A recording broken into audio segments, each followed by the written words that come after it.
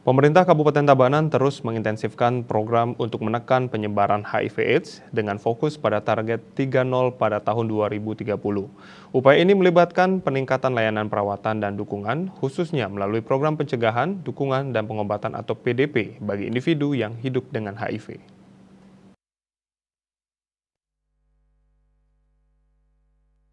Sebanyak 84 kasus baru HIV/AIDS tercatat muncul dari Januari hingga Oktober dengan pembagian yang sama antara kasus HIV dan AIDS. Untuk mendukung target 3.0, Pemkab Tabanan telah meningkatkan jumlah fasilitas kesehatan yang menyediakan layanan PDP. Saat ini terdapat 14 fasilitas yang sudah dilengkapi dengan layanan tersebut termasuk puskesmas, rumah sakit swasta, dan rumah sakit pemerintah. Menurut Kepala Bidang Pencegahan dan Pengendalian Penyakit Dinas Kesehatan Tabanan, Ana Agung Ngurah Putra Wiradana, langkah ini diharapkan dapat mengakselerasi pencapaian target 3.0 HIV/AIDS pada tahun 2030.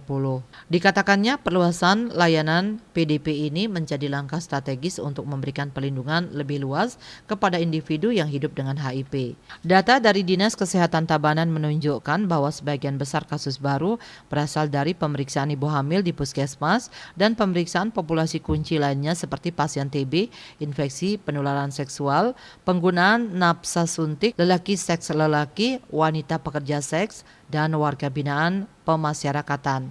Faktor risiko tersebar masih terkait dengan hubungan heteroseksual mencakup 75 kasus. Meskipun demikian, pemeriksaan yang dilakukan pada populasi kunci dan kesadaran diri masyarakat untuk menjalani tes HIV juga berperan penting dalam mendeteksi kasus-kasus baru.